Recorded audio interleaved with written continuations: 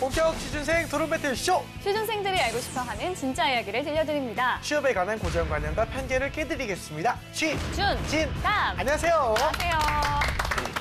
네, 오늘 취준진담 함께해 주실 강민혁 대표님 모셨습니다. 어서 오세요. 네, 반갑습니다. 안녕하십니까. 예. 그리고 고려대학교 토론 동아리 고란도란의 김민지 학생과 최나건 학생 나왔습니다. 어서 오세요. 반갑습니다. 안녕하세요. 네, 안녕하세요. 네, 이제 2016년 하반기 공채도 거의 마무리가 되어 가고 있는데요. 네. 올 한 해도 취업난으로 취준생들이 정말 힘들었죠. 맞습니다. 그런 와중에 이제 2027년에 이제 국내 경기가 극심한 침체 국면을 맞을 것이라는 그런 전망도 좀 나오고 있는데요. 네. 이제 곧 이 매서운 취업 한파로 인해서 이런 것들이 여러 가지겠죠. 되게 아픔으로 이어지지 않을까 우려가 네. 좀 커지고 있습니다.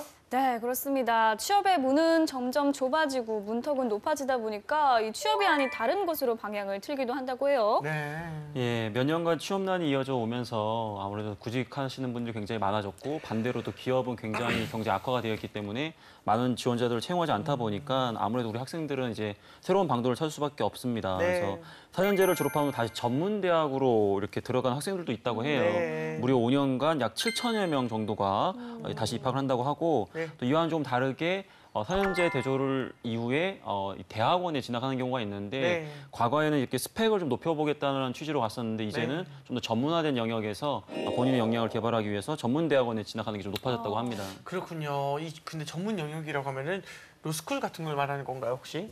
네, 맞습니다. 법조인 양성을 목표로 세워지는 법학전문대학원 네. 혹은 의사를 양성할 목적으로 세워지는 교육기관인 의학전문대학원, 또 약학전문대학원 등등이 있는데요. 요새 취업이 워낙 어렵다 보니까 오히려 이런 전문기관의 대학원에 응시를 준비하는 학생들이 늘고 있다고 합니다. 아, 그렇군요. 우리 두 학생들도 올해 로스쿨 준비 굉장히 열심히 했잖아요. 네. 로스쿨에 들어가야겠다고 이렇게 결심하게 된 계기가 뭐예요? 네, 저는 이제 제가 가진 능력을 활용해서 조금이라도 우리 사회에 긍정적인 역할을 할 수 있는 사람이 되고 싶어서 예. 이제 변호사가 그 방향 중 하나인 것 같아서 로스쿨 진학을 선택했습니다. 네. 아, 좋네요. 우리 저 민지 학생은요? 네, 저도 나건 오빠랑 비슷하게 제 소질과 적성과 좋아하는 게 맞기가 쉽지 않은데 네. 또 운이 좋게도 감사하게도 제가 그런 두 가지가 맞는 케이스였고 그래서 어릴 때부터 뭐 가끔 빠질 때도 있었지만 네. 판검사, 변호사 셋 중에 계속 바뀌어왔던 것 같아요. 오, 그렇군요. 우리 두 학생들처럼 이렇게 적성이 맞는다고 생각을 해서 진로를 택한 학생들도 있을 테고 네.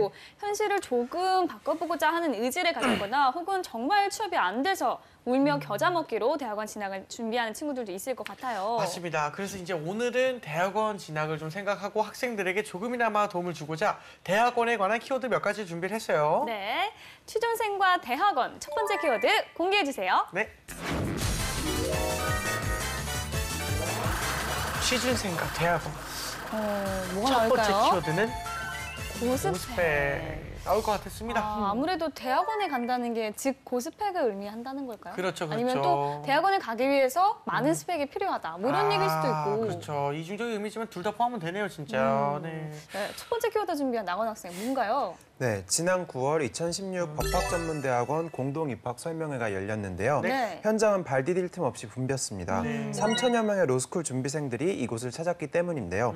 그런데 이곳을 찾은 대부분의 학생들은 굉장히 고스펙을 갖고 있는 학생들이었다고 합니다. 이렇게 고스펙을 가진 취준생들이 로스쿨 진학을 생각하는 이유는 올해부터 로스쿨 입학 기준에서 학점이나 토익 등 정량평가 반영 비율이 높아지면서 고스펙은 곧 로스쿨 합격이라는 입소문이 취준생들 사이에서 퍼졌기 때문인 것으로 추측하고 있습니다. 그렇군요. 사실 고스펙을 만들려고 가는 게 아니라 고스펙인 학생들이 가는 거군요. 네, 막 그렇죠. 사실 로스쿨 입시라는 게 명문대 학생들을 중심으로 굉장히 과열 현상을 벌어지고 있다는 점에서 문제가 되고 있는데요. 네. 저희 둘 다 문과니까 둘 다 들어봤고 또 문과 학생들이라면 대부분 아시겠지만 네. 문송합니다가 굉장한 핫키워드가 되고 그쵸, 있잖아요. 그쵸. 이렇게 문과생의 경우 취업이 힘들다, 뭐 한 1, 2년 정도 준비한다 수준이 아니라 불가능한 수준까지 되어가고 있는데 그렇게 스펙이 좋은데도 불구하고 취업이 잘 안 되는 학생들의 경우에 어차피 취업 안 될 거면 자격증이라도 따보자 하는 심정으로 대학원 입시를 준비하게 되는 것 같습니다. 그렇군요. 이외에 관한 일화도 있다고요? 네. 작년 서울대 경영학과에서 이제 각 학년별 성적 우수자를 축하하기 위해 교수님이 자리를 마련해서 네. 너네들 이제 장래 희망이 뭐냐라고 물어봤는데 대부분의 학생들이 로스쿨 진학이요 이렇게 답변해가지고 교수님들이 굉장히 당황했다라는 것도 굉장히 유명한 일화입니다. 예. 대박이네요. 네. 이런 현상이 이제 중요한 거는 문과에서만 일어나는 게 아니다. 이게 좀 중요한 것 같습니다. 네. 네, 또 문과에서만 일어나는 게 아닌 게 네. 문송하다, 인구론 이런 신조어가 나타나면서 네네네. 문과 학생들에 비해 상대적으로 이과 학생들은 좀 편할 거라고 생각을 하는데 그건 또 의학 계열이나 공과 계열에 한정된 이야기고요. 생물학과, 물리학과 등의 자연과학 계열의 경우 인문계와 취업 사정이 크게 다를 바가 없다고 합니다. 상황이 이렇다 보니 점점 더 많은 자연과학 계열 학생들은 또 취업률이 높은 의학 분야로 진출하기 위해서 네. 의학 전문대학, 약학 전문대학 또는 약대에 들어가기 위해서 그 시험을 준비하고 있다고 합니다. 네. 그런데 지금 또 누구에게도 쉬운 일이 없는 것이 이마저도 인원이 너무 몰려서 그중에서도 고스펙자들이 너무 몰려서 합격이 매우 쉽지 않다고 합니다. 거기에 의학 전문대학원과 치의학 전문대학원의 정원 축소 현상이 일어났는데 이것으로 인해서 의학 교육 입문 검사나 치의학 교육 입문 검사 이런 것 시험들의 문이 점점 좁아지고 있다고 해요. 그래서 이 시험의 문이 좁아지니까 이걸 준비하던 사람들이 또 약대로 몰리게 됩니다. 그래서 올해 약학 대학 입문 자격 시험에 16,120명이 응시를 했다고 해요. 네. 그래서 이것이 역대 최다 지원과 역대 최다 경쟁률이라고 합니다. 경쟁률이 자그마치 9.5대 1을 기록했다고 해요. 아이고. 그래서 의전이나 약대나 경쟁률이 점점 치열해지고 있다는 점에서 어디 가나 살기 힘든 것 같습니다. 취업이 어려워서 선택한 건데 그쵸? 이마저도 쉽지 않은 상황이네요. 대표님은 실제로 취준생들을 가장 많이 만나는 분 중에 하나잖아요. 고스펙을 가졌는데 취업이 안 돼서 이렇게 진로를 바꾼 취준생들을 만난 경험이 좀 있으신가요? 네, 이런 학생들이 종종 있고요. 또 반대로 이렇게 전문대학원을 준비하다가 잘 안 돼서 다시 취업으로 돌아오는 학생들도 굉장히 많아요. 네. 결과적으로 이러한 현상이 일어나는 것 자체가 참 안타깝긴 한데 지원자들의 결과로만 봐가지고 이런 결정을 하기보다도 다시 한번 이런 상황에서 본인이 정말 적성에 맞는지에 대한 부분을 좀 심도 있게 고민을 해볼 필요가 있는 것 같습니다. 네, 알겠습니다. 알겠습니다. 취업 대신 대학원 진학을 할 수밖에 없는 현실에 대해서 이야기 나눠봤습니다. 자, 이제 두 번째 키워드도 살펴볼게요. 네. 공개해 주세요. 취준생과 대학원.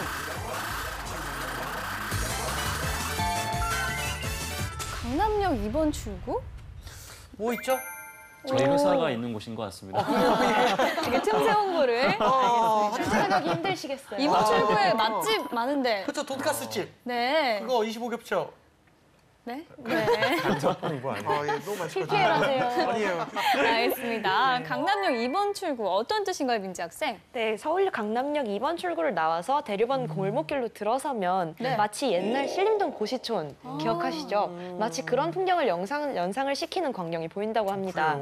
일단 삼선 슬리퍼, 거기다가 체육복 바지, 뭐 이런 차림의 젊은 남성과 여성들이 줄지어서 학원 건물을 줄줄이 빠져나오고 네. 또 이 건물 바로 앞에 위치한 편의점에서는 우리 재현 MC께서 말씀하셨듯이 주변에 맛집이 그렇게 많은데 네, 전혀 먹지 못하고 슬픈 일입니다. 편의점에서 홀로 끼리를 때우려는 사람들로 문전성시라고 합니다. 그렇죠. 그럼 이 사람들은 무엇을 하는 사람들이냐? 네. 취업난과 불경기가 이어지면서 안정적인 전문직 원톱으로 꼽히는 약사가 되기 위해서 약학 전문 대학원 시험, 피트 준비생 여기에 올인한 학생들이라고 합니다. 따라서 이곳에서는 20대 초반부터 30대 중후반까지 다양한 연령층의 약사가 되려는 학생들을 만나볼 수 있다고 합니다. 아니 그 말씀 들어보니까 말입니다. 신림동 고시촌 이런 것처럼 사법고시 준비하는 거 같이 강남역 2번 출구에서 이제 PET 요거 시험 준비하는 거예요 지금? 네, 피트의 경우 입시 컨설팅이나 학원 강의 없이는 준비하기가 힘들다고 이런 입소문이 돌면서 네. 약대 입시를 전문으로 하는 학원들이 줄줄이 생겨났기 때문인데요. 올해 피트 같은 경우는 지난 8월에 끝났지만 이제 또 면접이 있기 때문에 그 면접을 준비하는 수험생들과 그다음에 내년 피트를 위해서 준비하는 그런 학생들로 이 골목 젊은이들의 전쟁은 아직도 현재 진행형이라고 합니다. 저희가 저번에 취준생들을 대상으로 한 기숙학원에 대해서 이야기를 나눈 적이 있는데 거기서 이제 피트 시험을 준비하는 학원이 나왔었거든요. 그렇죠. 기억납니다. 이게 합격하면 이제 조끼 입어야 되는 거 그거 거기 맞죠? 네, 맞아요. 맞아요. 또 이성이랑 앉아도 안 되고 돈 내야 되고 네. 이야기도 맞아요. 안 되고 절대 안 돼요. 네. 그리고 서로 번호를 불러요. 500번, 501번 뭐 이런 식으로. 맞아요. 또 그걸 진짜요. 어기면 또 벌칙 조끼 그것도 입어야 벌칙 되고. 조끼 입어야 되고. 경쟁이 치열하기 때문에 그런 규칙을 만들고 또 그걸 다 지켜 나가나 봐요. 이게 진짜 경쟁이 치열하다 보니까 이 공부도 정말 치열하게 하는 것 같습니다. 네. 그래서 이 9월 개강한 한 2018년 학년도 약학대학 입시 준비반 이 종합반을 보면 보통 오전 9시부터 수업을 시작을 해서 이제 크게 오전, 오후, 저녁 3교시로 수업이 진행된다고 합니다. 그래서 밤 10시 반 정도 되면 이 마지막 3교시가 종료될 때까지 하루 일과는 숨을 쉬기 힘들 정도로 빡빡하다고 합니다. 그리고 강의실 입구에 설치된 지문 인식기, 이 수험생들이 입실 시간과 이 퇴실 시간을 분 단위로 정확하게 기록해서 나중에 그걸 갖고 또 기록으로 이제 뭔가를 하겠죠. 그런데 이런 학생들 말고도 또 저녁 시간이 되면 저 같은 이제 아저씨 부대들 또 직장 다니다가 또 이제 또 퇴사해가 맥주 한 잔이 아니고 이제 거기 나가지고 다시 한번 또 나중에 제2의 인생을 위해서 또 공부를 한번 해보려고 이렇게 또 오시는 분들도 굉장히 또 많다고 합니다. 아이고야. 이 뭔가 느껴지는 것 같습니다. 갑자기 생각이 떠오르는 게 우리 민지 학생 같은 경우는 공부 안 될 때 그 단 거 좀 먹으면은 이제 2~3시간씩 이제 힘이 난다 막 이런 얘기 했었잖아요. 이 그렇게까지밖에 공부를 할 수 없었던 그런 거네요. 약간 좀 이유가. 네, 개인적으로 생각할 때 이 입시 경쟁이라는 게 네. 물론 대학원마다 특성이 약간 다르겠지만 네. 입시하느라 끝이 아니라 입시하고 나서 공부량이 그 대학원에 입학했을 때 공부량이 너무 많기 때문에 그걸 미리 대비해야 하는 측면도 있어요. 그렇기 때문에 그걸 싸들고 가서 전 굳이 맛집에 가서 공부를 했어야 했습니다. 아유, 그냥 공부만 잘 되면 됐죠 뭐. 네. 나온 학생은 어때요? 민지 학생이랑 스타일이 비슷한가요? 근데 뭐 저도 뭐 맛있는 거 먹는 거 네. 좋아하기도 좋아하고, 하고요. 예. 네, 그다음에 이제 또 로스쿨 준비하면서 굉장히 또 저 같은 대학생들은 힘들었던 것 중에 하나는 네. 어쨌든 이게 학교 수업이랑 그 로스쿨 입시 공부를 병행해야 하는 것이기 때문에 어느 한쪽에 집중하기가 굉장히 어려워져서 또 그런 어려움들을 뭐 리트 준비생들이나 피트 준비생들이나 공유하고 있는 것 같습니다. 네. 네. 평균적으로 하루에 공부 몇 시간씩 했어요? 한 8시간에서 10시간 했어요? 왜 웃어요? 그 정도까지는 안 했어요? 잠잘 때 빼고 알겠습니다. 열심히 했습니다. 네, 네. 알겠습니다. 우리 학생들 경험에서 우러난 공부 방법 한번 해보셔도 좋을 것 같습니다. 네. 자, 이제 세 번째 키에도 확인해 볼게요. 예. 공개해 주세요. 취준생과 대학원 네. 자, 과연 550, 등록금? 550원, 돈 550만 원, 그런 느낌인 것 550만 원, 만 원, 학원비 같은 거. 비타 550? 대학원비 비타 550. 550. 먹으면서 하라고. 비싼 상품. 근데 대학원 등록 비용 치고 550만 원이면 좀 싼 편인 거죠? 그죠. 550이면은 그러면은 좀 너무 싼 것 같아요. 대학원은 거의 이제 기천 단위로 가는 걸 좀 많이 네. 봤기 때문에. 네, 1년 등록비가. 알겠습니다. 세 번째 키워드 강민혁 대표님께서 설명해 주시죠. 예, 대학원 가가지고 저 정도 학비에 내서 공부한다고 하면 행복한 거죠. 그렇죠. 이 550이라는 숫자는 뭐 비슷한데 네. 이 약학대학 입시 대비 종합반이 6개월 수강료가 아이고야. 550만 원이라고 학원비가. 합니다. 아이고, 예. 비싸다. 그래서 이 강남에 위치한 학원 기준으로 기초 종합반 같은 경우에도 뭐 회원 가입하고 이렇게 해도 약 200만 원이에요. 거기다 뭐 인터넷 수강료 이렇게 하면 거의 한 뭐 260만 원 정도 든다고 합니다. 네. 아까 MC분들이 이야기하신 약학대학 입시 대비 기숙학원의 경우에는 한 달 학원비가 숙박비와 또 숙박비도 들잖아요. 그러다 네. 보니까 수강료 등을 합쳐서 자그마치 한 달에 290만 원입니다. 돈 없으면 공부도 근데 못하겠네요. 자리가 없어서 못 들어갈 지경이라고 하네요. 자리가 없다고요. 네, 굉장히 부럽습니다. 이 학원. 예. 이런 이야기는 이 피트만 이야기는 아니고요. 대부분의 뭐 로스쿨이라든지 기타 전문 대학원 같은 경우에는 사교육비가 워낙 높다 보니까 네. 공부를 하고 싶어도 굉장히 부담스러울 수밖에 없는 그런 환경인 것 같아서 좀 안타깝습니다. 네. 네, 심지어 그 컨설턴트님께서 말씀해주신 거는 뭐 피트, 리트 이런 시험을 보기 위한 학원이 그렇다는 것이고 그런데 이뿐만이 아니라 의학전문대학원, 약학대학, 로스쿨 모두 토익 성적을 요구하고 있습니다. 로스쿨의 경우 입시에서 반영되는 3가지 전형 요소 중에 하나가 토익 성적이고 네. 의학전문대학원 및 약학대학도 스펙의 일종으로 토익 점수를 함께 제출해야 합니다. 그러면 또 이제 토익 점수도 따야 되니까 또 토익 학원도 또 별도로 다녀야 되고 그렇게 되면 사교육비에 대한 부담이 훨씬 더 가중될 수밖에 없겠죠. 그래서 수험생들의 사교육비 부담이 점점 더 커지고 있는 상황이라고 합니다. 설상가상이란 말이 좀 생각이 나는데 이 모든 걸 다 하고 1년 대학교 등록금이 이제 충분히 넘어설 거라 생각을 하는데 이렇게 해서도 또 대학원을 들어가면요 그 돈이 또 엄청난 돈이에요. 그 등록금도 만만치 않은 거잖아요. 네, 사실 돈 들어가는 건 그때부터 시작이라고 보시면 될 것 그렇죠. 같습니다. 2015년 25개 로스쿨의 1년 등록금을 조사했는데요. 1위가 서울에 위치한 사립대학교의 로스쿨이었는데 자그마치 2,189만 원. 아이고. 네, 그 와중에 25위가 충청남도에 위치한 국공립대학이었는데 그마저도 964만 원이었습니다. 네, 그중에 4개의 사립대 로스쿨이 2천만 원을 넘었고요. 로스쿨 중에 100만 원 이하의 등록금을 받는 학교는 단 3개 학교에 불과했습니다. 로스쿨만 이런 거 하면 그것도 아니고요. 의학전문대학원의 경우 많게는 한 학기에 1,000만 원 이상, 적은 곳은 500만 원 이상이었고요. 또 약학대학의 경우 한 학기에 500~600만 원 선이 가장 많았습니다. 아우, 정말 입이 딱 벌어지는 금액이네요. 비싸요. 네. 졸업하고 나면은 이 대기업 신입사원 연봉이 한 1, 2년치를 쓰는 거잖아요. 이렇게 많은 비용이 들지만 또 학생들이 계속 몰리는 이유 뭘까요? 준비 기간에 드는 비용과 등록금 이렇게 하면 아까 얘기한 것처럼 정말 적지 않은 금액이거든요. 네. 근데 이런 부분들은 향후에 입사했을 때 1, 2년 안에 다 갚을 수 있는 그런 금액이라고 보여지고요.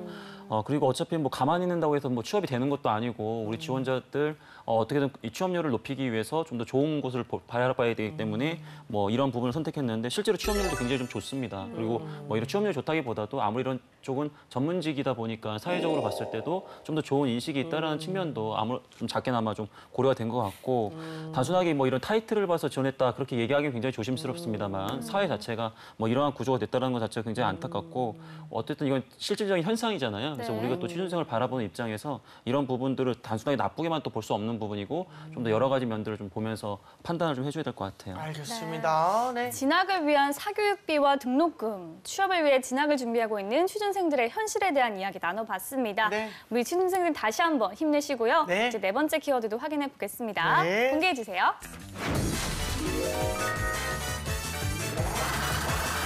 취준생과 대학원 대학원. 네 번째 키워드 과연 직무 역량. 취업 면접 얘기할 때 많이 했던 얘기인데 그렇죠. 많이 했죠. 시험 면접할 때 직무 역량 얘기는 많이 했는데 여러 또 가지 대학원과는 있죠. 어떤 관련이 있을까요?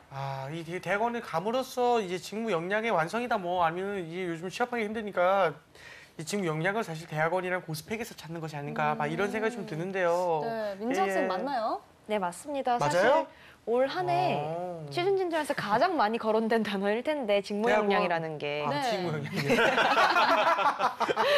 네, 이렇게 직무 역량이라는 게 취업에서 필수죠. 네. 그런데 로스쿨 지원에도 취업뿐만이 아니라 로스쿨 지원에 역시 직무 역량이 필요합니다. 네. 지적 우수성은 물론 다양한 경험이랑 인성 이런 것들을 겸비한 학생들을 뽑으려고 하는 것이 지금 로스쿨의 태도인데 네. 그것을 위해서 합격자의 자기소개서나 면접 등을 통해서 지원자가 갖춰야 할 직무 역량 등을 고루 파악하고 있다고 합니다. 그렇군요. 이 로스쿨의 직무 역량이면 혹시 법칙에 관련된 일을 좀 하면 되는 건가요? 아주 다양한 사례가 있습니다. 어. 서울대학교 법학전문대학원 합격자들을 살펴보면 네.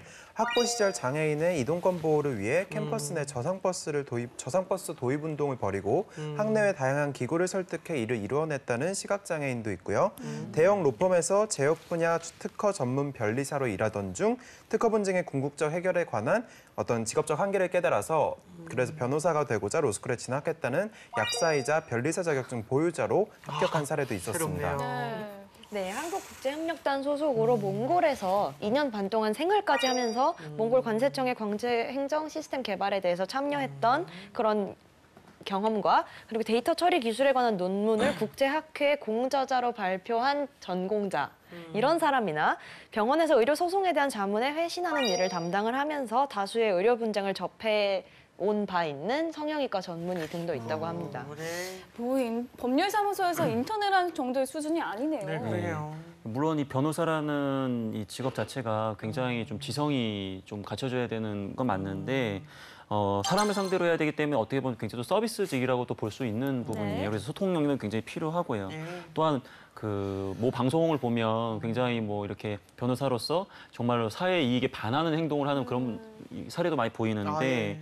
뭐 그런 맹목적인 이익을 쫓아서는 안 되는 또 그런 굉장히 중요한 위치에 있는 이 직업이기 때문에 아무래도 다양한 배경을 가진 사람들을 좀 더 올바른 길로 이렇게 키워내려는 아마 그런 노력이 있었기 때문에 위와 같은 사례들이 굉장히 좋은 사례로 이렇게 또 합격이 한 것 같습니다. 예. 알겠습니다. 자, 그러면 이제 로스쿨에 들어가기 위해서는 좀 어떤 걸 준비해야 될까요? 네, 크게 정량평가와 정성평가로 나눌 수가 있는데요. 네. 정량평가 같은 경우 대체로 학점, 리트 성적, 그리고 어학 점수의 세 가지를 요구하고 있고요. 정성평가에서는 자기소개서와 면접을 통해서 조금 더 그 학생에 대한 심층적 이해를 할 수 있게끔 하고 있습니다. 그런데 정량평가의 비중이 점점 더 커지고 있는 상황인 것 같습니다. 네. 그러면 학점, 어학 점수는 엄청 높아야 되나요? 이건 사실 로스쿨도 굉장히 많은 로스쿨이 있고 그중에서 자기가 원하는 것이 어떤 분야이냐에 따라 또 다르고 그렇군요. 그다음에 로스쿨별로 항상 자기 학부 출신 자교들에 대한 조금 우대가 있기 때문에 네. 또 그 부분에 대한 영향력도 있고 또 뭐 CPA라든지 아까 변리사라든지 이런 특이 정성을 가지고 있으면 또 플러스가 되고 그래서 어떻게 획일적으로 말할 수는 없습니다만 네. 로스쿨 준비생들 사이에서는 고고익선이라는 말을 합니다. 그래서 학점, 어학점수가 딱 몇 점이어야 된다라고 말은 못해도 높으면 높을수록 좋다 이렇게 말을 하고 있습니다. 알겠습니다. 자, 의학 전문 대학원은 이제 입시도 로스쿨과 좀 비슷하다고 들었는데 맞나요? 네, 그런 것 같습니다. 네. 이제 의전이나 치전이 들어가려면 말 그대로 이치학 교육 전문 입문 검사인 미와 뭐 디트를 반드시 치러야 하고요. 네. 그다음에 여기도 마찬가지로 학점이라든지 어학 점수, 각종 경험 등이 담긴 이 스펙 자료를 내야 합니다. 그리고 이 의전을 의과대학으로 이 바꾼 학교들이 늘어나면서 스펙 경쟁이 더 심해지고 있다고 하기 때문에 이 스펙 싸움이 아니냐는 이야기까지 좀 돌고 있다고 하네요. 네. 그래서 무려 2천여 장의 스펙 자료를 제출한 수험생도 있다고 하니까 그 경쟁이 정말 일반 사기업 못지않게 굉장히 치열한 것 같습니다. 알겠습니다. 먼저 의전을 준비하던 학생이 약대로 많이 넘어간다고 하는데 이 문도 좁아지고 경쟁이 치열해져서 넘어가는 거였군요.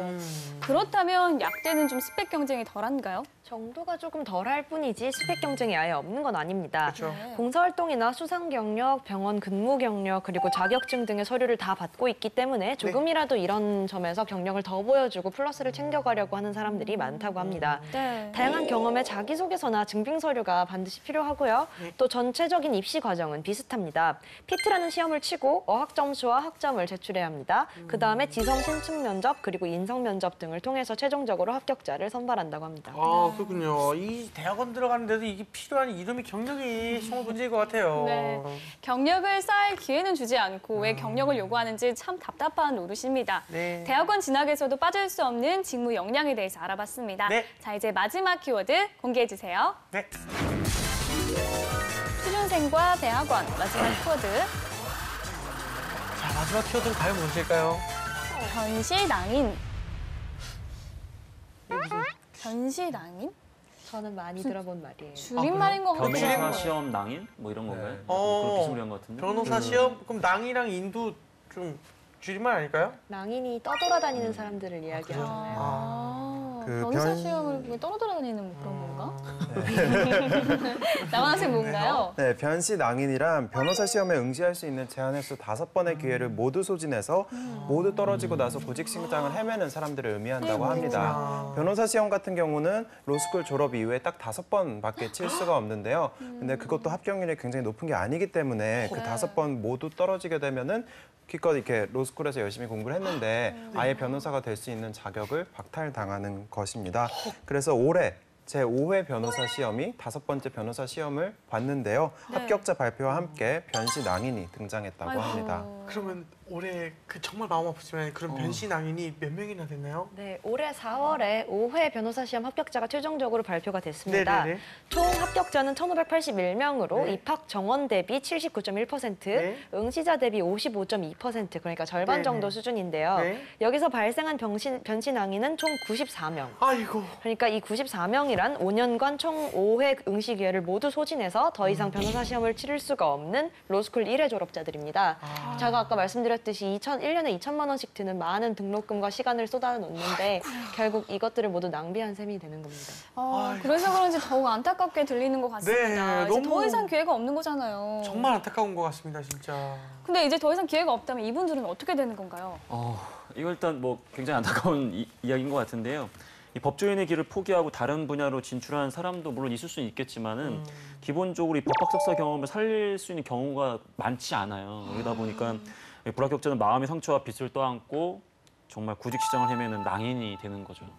너무 속상한 일이지만 사실 나이가 이제 어느 정도 꽤 될 거란 말입니다. 대학원을 졸업하고 또 네. 시험까지 봤기 때문에. 네. 근데 이제 일반 기업에 취업을 하기가 이제 쉽지가 않을 텐데 맞나요, 선생님? 일단 나이로 뭐 유추해 봤을 때 남자 나이로 아무리 빠르다고 하더라도 한 34 정도 됐을지 않을까라는 예상이 좀 되거든요. 네. 그런 나이로 신입으로 입사하는 건 참 쉽진 않고요. 물론 네. 그중에 뭐 일부 기업의 법무팀이라든지 이런 거에 지원할 수는 있겠지만은 아무래도 나이나 기타 이런 이력으로 인해서 오히려 일반 학사들보다도 좀 더 피해를 보지 않을까 좀 우려가 좀 됩니다. 아유, 알겠습니다. 그렇다면은 약학 전문 대학원이나 의학 전문 대학원은 좀 로스쿨과 어떻게 다른가요? 이 의학 전문 대학원 같은 경우에는 의사 국가고시 대부분 95% 이상이 합격률을 보이고 있습니다. 그래서 약대는 졸업을 하고 나면 취업이 안 되면 약국을 차리잖아요. 네. 근데 그리고 연구개발 분야도 굉장히 많기 때문에 이쪽은 그래도 좀 취업이 어렵지 않다라고 합니다. 알겠습니다. 자, 이런 걸 보면 이제 문송합니다. 뭐 인구론 이런 게 틀린 말이 아니라는 생각이 드는데요. 이 문과인 로스쿨은 졸업을 해도 힘들고 네. 우리 두 학생은 이제 반드시 좀 변호사가 되어서 나중에 저 좀 힘들 때 도와주세요. 힘들 일을 만들지 마시고. 그렇죠. 그런 일이 없어야 되는 거죠. 네, 맞아요. 맞습니다. 근데 또 걱정인 게 로스쿨이나 의전에 가려고 준비를 다 했는데 떨어졌어요. 그것도 또 막막하잖아요. 그렇죠. 네, 어떻게 하면 좋을까요? 아니, 계속 도전을 해야 할지 아니면 뭐 취업을 다시 준비를 해야 할지. 그렇죠. 두 학생이라면 어떻게 할 것 같아요, 나원 학생? 근데 사실 제 생각에는 로스쿨 준비라는 게 결국 학점이랑 이제 영어 성적 이런 거를 중점적으로 관리하는 것인데 네. 이게 사실 취업과 그렇게 동떨어져 있는 것은 아니라고 생각을 합니다. 그래서 정말 로스쿨이나 약대 같은 데 뜻이 있다면 일단 뭐 최소 한 2, 3년 정도는 그래도 열심히 해볼 가치가 준비를. 있다고 생각을 하고 만약 정 안 되더라도 그 학점과 지금까지 쌓아온 스펙과 영어 점수를 살려서 취업에 도전한다면 그렇게 어려운 길은 아닐까 하는 생각이 듭니다. 네, 네. 알겠습니다. 제 생각에는 개개인마다 진로를 선택한 이유가 있을 텐데 네. 처음부터 정말 변호사가 되고 싶다, 판검사가 되고 싶다 하는 학생들이었다면 당연히 계속 준비를 하는 것이 맞고요. 그렇지 않고 그냥 자격증이나 한번 따볼까, 학점 괜찮은데 로스쿨 가볼까 한 학생들의 경우에는 굳이 로스쿨에 계속 준비를 할 필요는 없을 것 같습니다. 알겠습니다.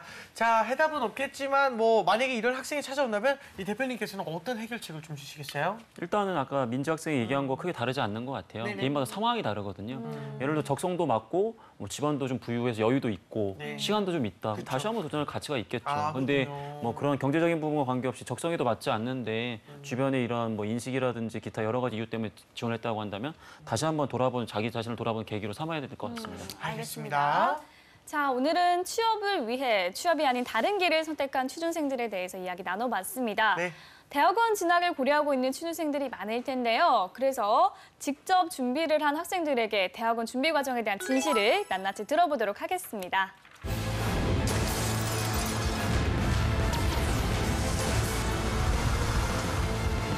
자, 오늘은 강민혁 대표님을 위한 복수의 시간을 드디어 가지게 되었습니다. 학생들 앞에 이제 거짓말 탐지기가 이렇게 설치가 되었는데요. 대표님 기분이 어떠십니까? 일단은 뭐 오늘 출연료는 따로 안 받아도 될 것 같고요. 예, 우리 학생들도 한번 이렇게 돈 벌기가 이렇게 쉽지 않구나 깨달아봤으면 좋겠습니다. 알겠습니다. 좋아요. 우리 두 학생들이 질문을 듣고 네. 네, 아니오라고 동시에 답을 해주면 되겠습니다. 그렇죠, 그렇죠. 자, 질문은 강민혁 대표님과 저와 재환 씨가 하나씩 하도록 하겠습니다. 네, 자 그러면 강민호 대표님께서 그동안 거짓말 탐지 공격이 얼마나 아프셨습니까? 이거 떨린다. 아픔의 기억을 모아서 이번에 한번 질문 공격 한번 해주세요. 작가님이 주신 게 있는데 네. 의도치 않게 허를 찌르기 위해서 다른 질문을 던지도록 하겠습니다. 너무 좋습니다. 내가 법조인이 되고자 하는 이유는 사회적 위치 때문이다. 예, 아니요. 아니요. 아니요. 두 둘 학생 다 다 아니요. 아니오라고 예. 대답했습니다. 아니야. 저 선물. 자, 진실. 나원 학생의 진실이 나왔습니다. 아직 나건 선생님 주신 나왔네요. 제가 너무 억울하거든요, 지금. 억울해요. 아니, 억울하지만 이제 변론의 기회가 있으니까 한번 얘기해 보세요. 왜 이렇게 나온 것 같아요? 제가 네. 첫 거짓말 탐지기라 네. 아닌가? 긴장해서. 긴장을 해서 그런 것 같습니다, 대표님. 저 진짜 아, 억울합니다. 저 그 마음 충분히 이해합니다. 저도 이해를 하는 게 이 친구가 진짜 마음 착한 친구거든요. 그러니까요. 사실 그것 때문보다는 자기 미래를 위해서 진짜 선택했을 확률이 큽니다. 네. 나원 학생은 어떻게 뭐 나원 학생은 뭐 진심이 사실 있죠? 뭐. 사회적 위치 때문이 아니라 돈 때문. 장난이고요. 네, 라고 이제 말하고 싶지만, 저의 이제 신념을 위해서. 아 진짜 네. 내가 원하는 일이라서. 네. 꼭 훌륭한 법조인이 되시길 아, 바라겠습니다. 좋아요. 자, 두 번째 질문은 재환 씨가 해주세요. 네. 자, 두 번째 질문하겠습니다. 제 두 번째 질문은 공부할 때 우리 서로가 자극제가 됐다. 네. 진짜 자극제가 됐군요. 근데 이번 질문 너무 쉬운 건가요? 아직 대답이 안 나왔어요. 그러게요. 자, 자극제가 됐다. 둘 중에. 이렇게 오래 걸리죠? 됐다. 아니, 뭐 안 됐다고? 민지 학생은 나건 오빠가 넌 아무것도 아니다. 넌 아무것도 아니야. 넌 넌 나랑 비교할 이해할 수 없어. 약간 이런. 발톱에 낀 때만큼도 신경 쓰이지 넌 않는다. 아울로브 안중이야 정말. 안중에도 저 지금 약간 넋이 나간 것 같아요. 뭐지? 자, 얘 그래도 저 싫어하는 거야. 변론의 기회를 한 번만 아니 드리겠습니다. 이게 네. 오히려 이 기계가 네. 절 싫어한다는 방증이 아닐까 합니다. 아 그래요? 아 그러면 진짜 지금 질문 하나 할게요. 마지막에. 네네네. 자 질문할게요. 네. 나는 지금 거짓말을 절대 하지 않고 있다. 아, 이거 약간 모순된 질문 아닐까요? 나는 지금 거짓말을 절대 안 하고 하지 않고 있어요. 있다. 안 하고 있어요? 네, 자 근데- 거짓말을 안 하고 있다고요? 안 하고 있어도 안 하고 거짓말 하고 있으니까 울리는 거예요. 자, 알겠습니다. 알겠습니다. 마지막 질문은 네. 제가 하도록 하겠습니다. 네. 두 학생 다 이제 로스쿨을 준비하면서 스터디를 한 적이 있죠? 스터디에서 난 솔직히 썸을 타왔다. 썸을 탔다. 아니에요. 전혀 둘 둘 다 다 아니라고 대답을 했어요. 완전히 아니다 대답을 했지만 봐요? 우리 남학생은? 남학생은 알겠어요. 민낯은 누구랑 탔어요? 누구예요? 아니 이건 민지 학생한테 좀 불리한 질문이에요. 여성한테 이렇게 이거 좀 불리하거든. 그런가요? 하지만 얘 자기 발 깎아볼게요 이거는. 진짜 안 네, 탔어요. 안 탔어요? 아니 좋아하는 사람이 있었군요. 없었어요. 설마 스터디 안 했어요. 그래요. 스터디가 아니었군요. 알겠습니다. 공교롭게도 우리 네. 민지 학생은 모두 다 거짓으로 나왔고 정원 학생은 모두 다 진실로 나왔습니다. 대단합니다. 대표님 지켜보니까 어떤가요? 팝콘 좀 필요한가요? 뭐 지켜보는 재미가 아주 쏠쏠하고요. 재밌죠? 예, 하지만 그럼에도 불구하고 또 민지 학생에게서 동명선의 아픔을 또 느낍니다. 맞아요. 저 기계가 우리의 그 마음을 다 대변하지 못하거든요. 다 대변하는 것 같습니다. 기계가 정확한 것 같아요. 대표님 마음이 아프다고 하셨지만 표정은 네. 굉장히 밝으셨습니다. 재밌습니다. 네. 이제 두 학생과 함께 1대1 찬반 토론 해보겠습니다. 오로지 취준생의 취준생에 의한 취준생을 위한 취준 진담 오늘의 주제 공개합니다.